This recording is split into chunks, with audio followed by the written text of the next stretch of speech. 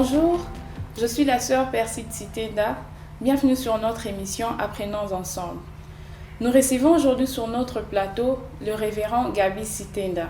Bonjour pasteur. Bonjour ma sœur. Notre sujet du jour est « Sois un responsable modèle ». Dites-nous pasteur, qu'est-ce qu'un responsable modèle? Merci beaucoup ma sœur pour cette question très importante de savoir qu'est-ce qu'un responsable modèle. Mais avant de parler d'abord d'un responsable modèle, j'aimerais que nous puissions prendre la parole de Dieu qui nous montre ce que l'apôtre Paul est en train d'enseigner, est en train d'instruire son fils Timothée dans la première épître de Paul à Timothée, le chapitre 4e, du verset 10 au verset 16. Là, nous voyons ce qui suit dans la Bible. L'apôtre Paul déclare, « Nous travaillons en fait et nous combattons parce que nous mettons notre confiance dans le Dieu vivant qui est le sauveur de tous les hommes, principalement des croyants. Déclare ces choses et enseigne-le, que personne ne méprise ta jeunesse, mais sois un modèle pour les fidèles, en parole, en conduite, en charité, en foi, en pureté. » Je m'arrête d'abord là-bas.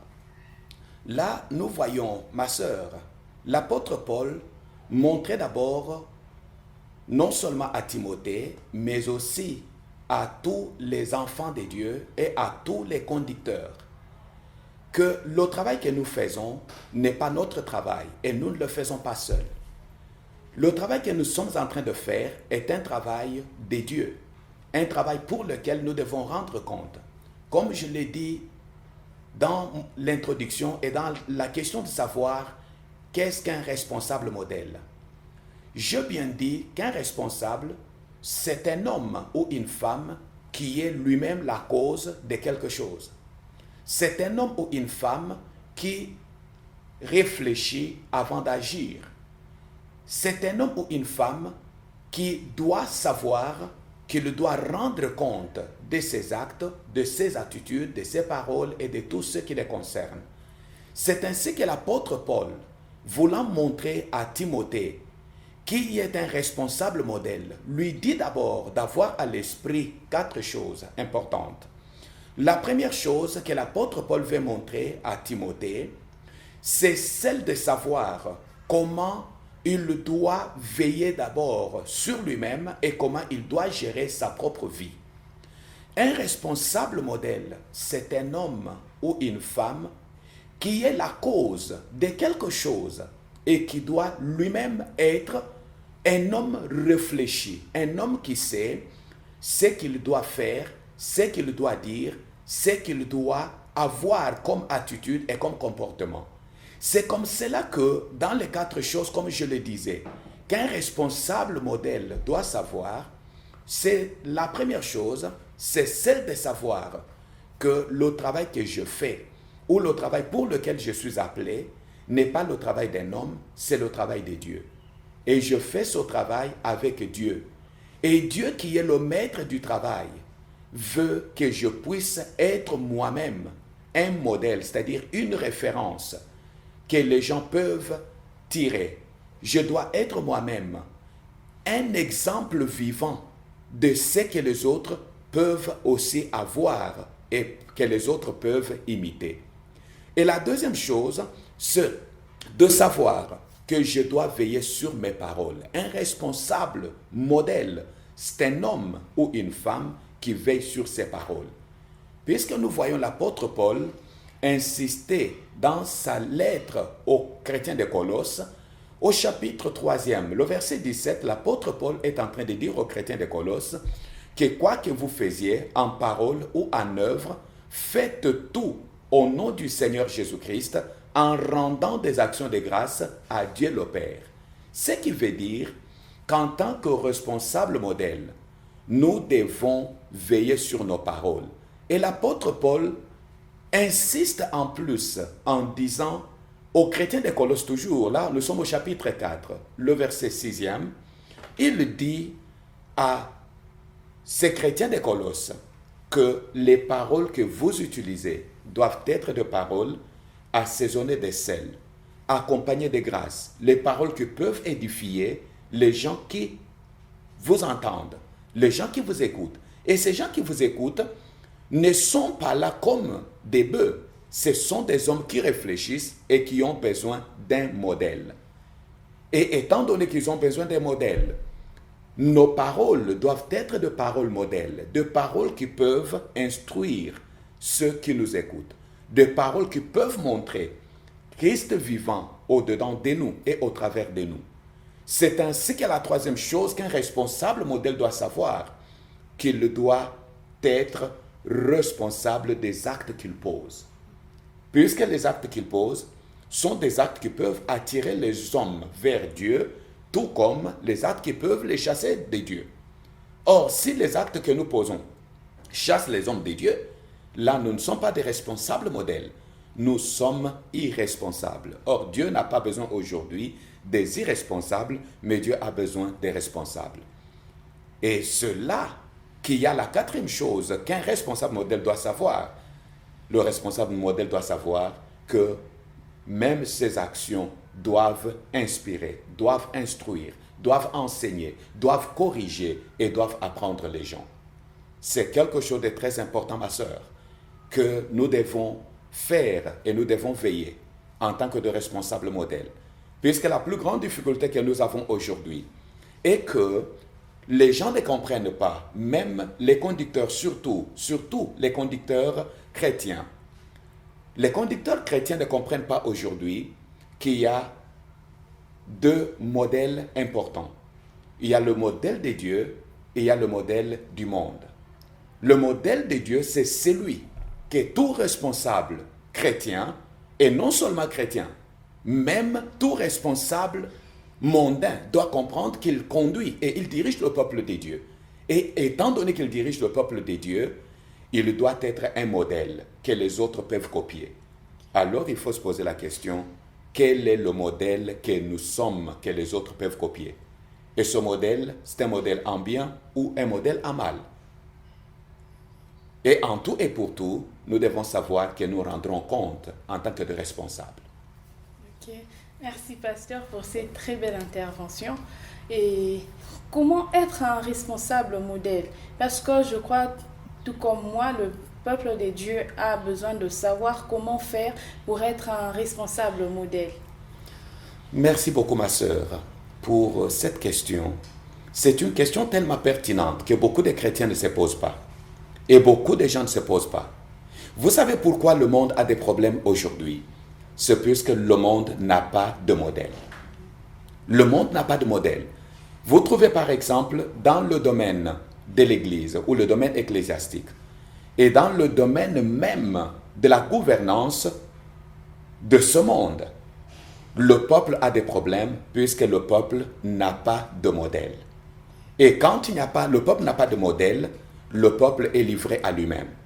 Et la question la plus importante que vous venez de poser est celle de savoir que faire pour être un responsable modèle.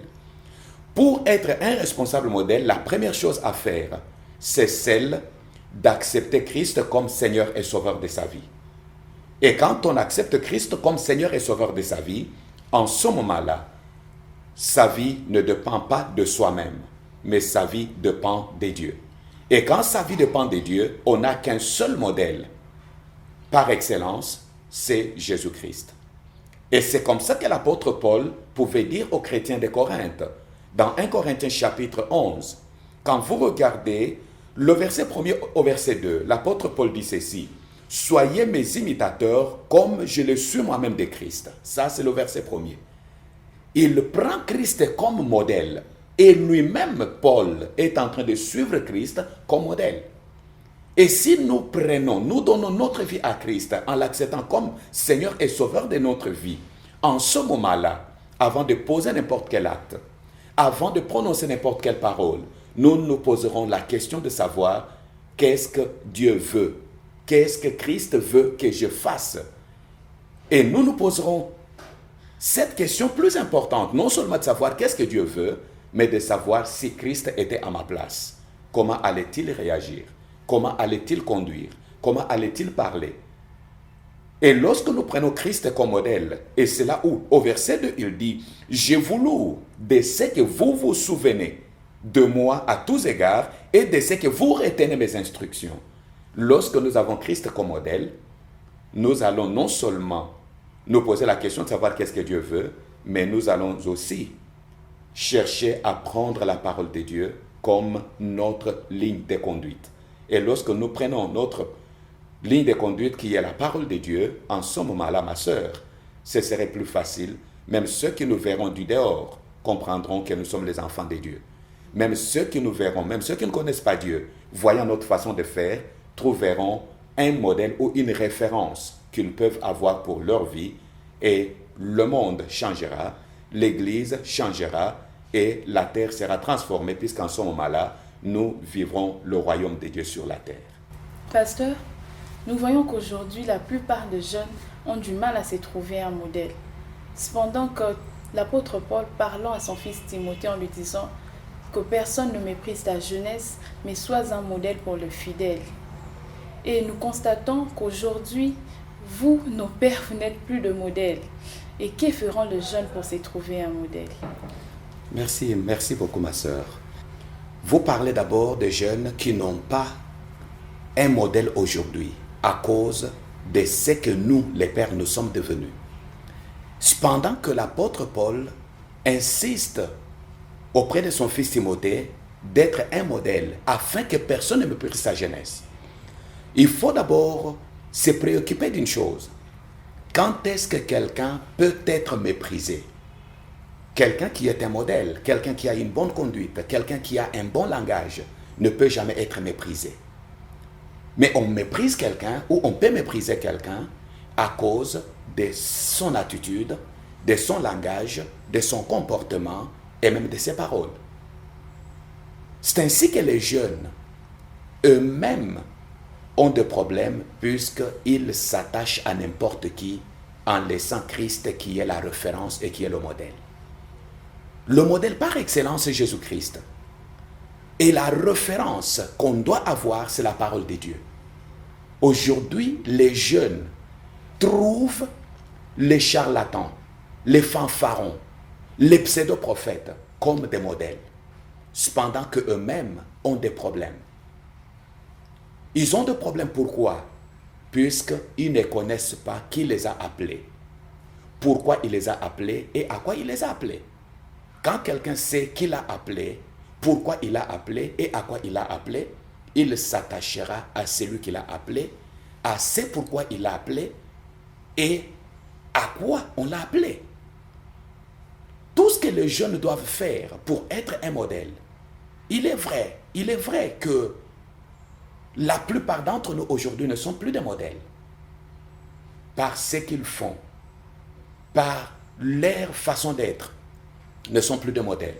Mais nous devons savoir qu'à cela ne tienne, Dieu jugera les uns comme les autres, puisque Dieu a besoin des responsables modèles. Et surtout qu'il avait dit à Moïse, sur la montagne, faites tout selon le modèle que je vais te montrer.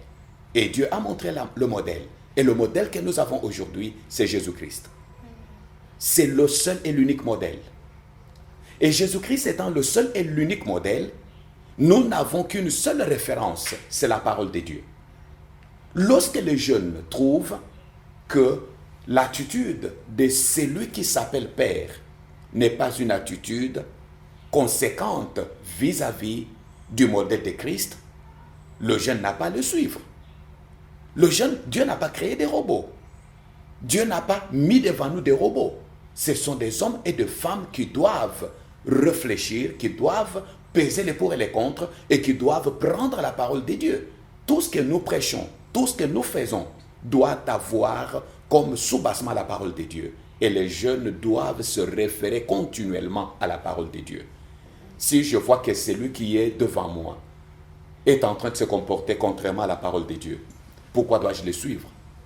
Mieux vaudrait que quelqu'un prenne du poison, qu'il me mette dans le verre, que je boive, que je meure pour hériter le royaume de Dieu, que d'avoir quelqu'un qui va venir me donner un poison spirituel. Et quand il va me donner le poison spirituel, non seulement que je meurs dans ce siècle, puisque dans ce siècle, qu'est-ce qui attire les jeunes aujourd'hui?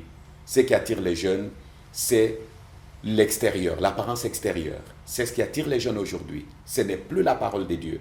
Les jeunes ne veulent plus s'attacher à ceux qui sont honnêtes, qui sont intègres, qui sont fidèles à Dieu et à sa parole, qui sont fidèles à leur appel. Mais les jeunes préfèrent s'attacher aux faux prophètes, préfèrent s'attacher aux menteurs et aux profiteurs, puisque les jeunes croient qu'ils gagneront. Mais le Seigneur a déjà posé une question. Et que servirait-il à un homme de gagner tout le monde s'il perdait son âme? Pour que les jeunes se trouvent un modèle, il faut que les jeunes sachent qu'il n'y a que cette vie que nous menons sur cette terre, et après cette vie, il y aura un jugement. Et les pères et les jeunes qui sont nos enfants rendront compte de la façon qu'ils ont servi celui qui a appelé. Celui qui a appelé, c'est Dieu. À quoi il nous a appelés? Il nous a appelés à le servir. Pourquoi il nous a appelés? Il nous a appelés pour être avec lui, c'est-à-dire marcher avec lui. Nous devons marcher avec lui, et ça c'est limite là. Et pour que les jeunes trouvent le modèle, que les jeunes puissent imiter ce qui marche selon la vocation céleste, ce qui marche conformément à la parole de Dieu, conformément au vrai et à la sainte doctrine. Amen. Cher peuple de Dieu, nous sommes bénis ce jour puisque nous apprenons ensemble. Et pasteur, dites-nous, il y a un problème réel dans nos églises aujourd'hui au sujet de dons spirituels. Tout le monde est prophète. Et que faire pour revenir au modèle biblique de la prophétie? Merci beaucoup, ma sœur. Ce problème n'a pas commencé aujourd'hui. C'est un problème qui a commencé même du temps des apôtres. Pourquoi je dis que même du temps des apôtres? C'est puisque nous voyons la Bible nous parler par exemple de Bar Jésus, qui était un faux prophète depuis le temps de Jésus. Après la mort du Seigneur, l'Église a connu aussi des faux prophètes, comme l'apôtre Jean le dit et avertit au peuple de Dieu en disant qu'il y avait des faux prophètes. Et aujourd'hui, ce qui est dangereux est que nous vivons les temps de la fin. Et vivant les temps de la fin, ma sœur, le peuple de Dieu est en difficulté, puisque ces faux prophètes ne sont plus seulement à l'extérieur, ne sont plus seulement en dehors de l'Église, mais sont dans l'Église. Et ils sont même allés plus loin à occuper même la chair. Ils se sont installés dans l'Église de Dieu en donnant des fausses prophéties, en donnant des prophéties de mensonges, en jouant surtout sur la psychologie des gens, puisqu'aujourd'hui, ils se sont tellement développés aussi en s'appuyant sur les jeux d'esprit. Mais pour revenir au modèle biblique de la prophétie, il faut savoir d'abord que l'apôtre Paul dit à Timothée de ne pas mépriser les dons spirituels qui étaient en lui. Puisqu'aujourd'hui, les gens n'attachent pas plus d'importance au Saint-Esprit. Ils parlent plus des esprits, mais pas du Saint-Esprit. Or, c'est le Saint-Esprit qui est l'esprit de vérité. C'est le Saint-Esprit qui nous conduit et qui doit nous conduire dans toute la vérité, comme le Seigneur l'a dit. Mais les gens s'attachent aux esprits. Et c'est comme ça qu'il y a des esprits séducteurs et même des doctrines des démons, comme l'apôtre Paul le dit à Timothée. Paul dit à Timothée que dans les derniers temps, quelques-uns abandonneront la foi pour s'attacher à des esprits séducteurs et à des doctrines des démons. Les gens se sont attachés aujourd'hui à des doctrines des démons. Et ces doctrines des démons amènent les gens non pas à prophétiser, mais à pratiquer de la divination. Puisqu'aujourd'hui, nous avons plus de devins dans l'Église que des prophètes. Si nous pouvons nous référer à la parole de Dieu, la prophétie par excellence, c'est la parole de Dieu. Et toute prophétie ou tout message prophétique doit être bibliquement vérifiable. Mais quand nous voyons aujourd'hui même les prophètes en train de manipuler les gens, puisqu'aujourd'hui c'est plus la manipulation que la prophétie elle-même. Comment on manipule les gens? On joue sur la psychologie des gens. Comment voulez-vous par exemple vous trouvez dans l'église aujourd'hui quelqu'un qui s'élève, qui vous dit, oui, il y avait un aveugle né. Mais un aveugle né, qu'on va dire, voit, et l'aveugle voit, puisque Dieu a dit qu'il doit voir. Et on pose la question à l'aveugle né, mais quelle est cette couleur? Et l'aveugle né connaît les notions de couleurs. Quel malheur de jouer sur la psychologie des gens. L'aveugle né qui vous dit, ça c'est la couleur blanche, ça c'est la couleur bleue, ça c'est la couleur verte, ça c'est la couleur jaune. Mais un aveugle né. Pourquoi? Puisqu'on joue sur la psychologie des gens. Et les gens acclament, soit disant que c'est la prophétie. Vous trouvez les gens qui s'évertuent même à se moquer de Dieu. Puisque la Bible dit, ne vous y trompez pas, on ne se moque pas de Dieu. Il y a des gens qui prennent le temps même de dire du mensonge au nom de Dieu. Et ils disent ce mensonge au nom de Dieu, pourquoi? Puisqu'il n'y a personne qui peut les affronter, qui peut leur opposer la parole de Dieu pour dire, mais vous avez dit ça, mais regardez ce que la Bible dit. Lorsque les gens connaîtront la parole de Dieu, les gens seront affranchis. Amen. Puisque le Seigneur Jésus-Christ lui-même a dit aux Juifs qui avaient cru en lui, que lorsque vous demeurerez dans ma parole, vous serez vraiment mes disciples. Et en tant que de vrais disciples de Jésus-Christ, vous connaîtrez la vérité. Et la vérité fera quoi? La vérité vous affranchira. Les gens ne sont pas affranchis. Pour revenir au modèle biblique de la prophétie, il faut que les gens retournent à la parole de Dieu. Nous devons retourner à la parole de Dieu. Lorsque nous allons retourner à la parole de Dieu, en ce moment-là, la parole de Dieu sera notre ligne de conduite. La parole de Dieu sera notre référence. La parole de Dieu sera notre encouragement. Et en ce moment-là, le peuple connaissant la parole de Dieu, le peuple agira maintenant comme les chrétiens de Thessalonique, comme les chrétiens de Bérée. Les chrétiens de Bérée faisaient quoi? Les chrétiens de Bérée prenaient tout ce qu'on leur disait. Ils vérifiaient si c'était biblique. Mais aujourd'hui, est-ce que nous connaissons la parole de Dieu? Est-ce que nous nous référons à la parole de Dieu? Si nous allons nous référer à la parole de Dieu, en ce moment-là, nous retournerons à la source qui est le Saint-Esprit. Amen. Et le Saint-Esprit ne sera pas un esprit de tâtonnement. Le Saint-Esprit ne sera pas un esprit d'hésitation. Le Saint-Esprit ne sera pas un esprit d'approximativement, mais c'est l'esprit de vérité. Il nous conduira dans toute la vérité. Et ceux qui connaissent la parole de Dieu pourront dire Amen à ce que le prophète a dit, puisque ce que le prophète a dit est conforme à la parole de Dieu. Mais dans le cas contraire, nous retournerons, nous aurons dans l'Église, comme nous l'avons aujourd'hui, nous aurons non seulement des faux prophètes, nous aurons aussi des Balaam et des gens qui sont attachés à la doctrine de Balaam. La doctrine de Balaam, c'est l'amour de l'argent. Les gens seront attachés à l'argent et on va prophétiser même l'argent qui est dans les poches des gens. Et les gens disent, oui, le Saint-Esprit a parlé, cependant que le Saint-Esprit n'a pas pour travail de dire l'argent qui est dans les poches des gens, de dire même les couleurs des sous-vêtements des gens ou des habits intérieurs des hommes. Mais le Saint-Esprit est là pour nous montrer Christ, pour nous présenter Christ et pour nous amener au salut. Et en ce moment-là, le salut sera quelque chose de très important, ma sœur.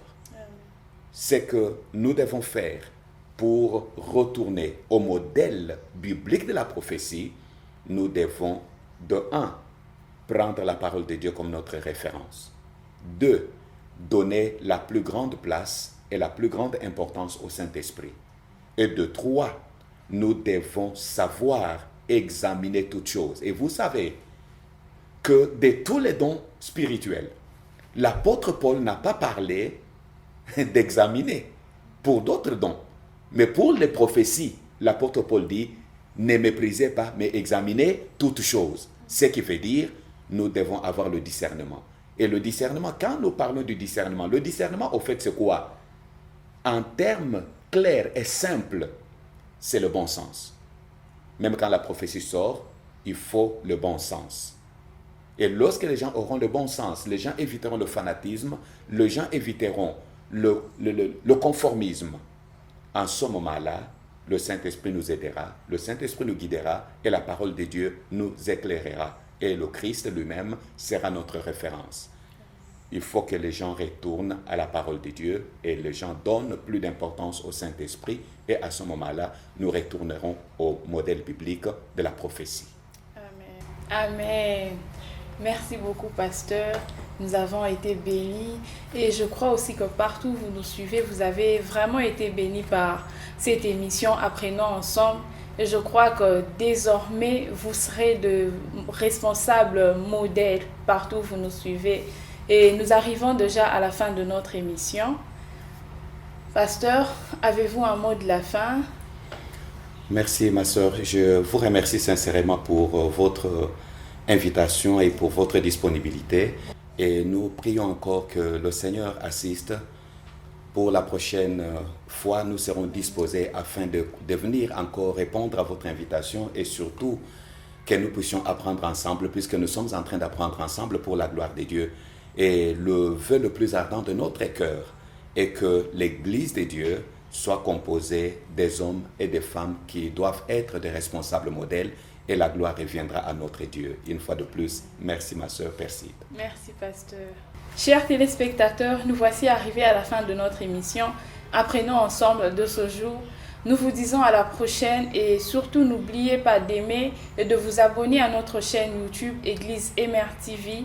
Que Dieu vous bénisse. Au revoir.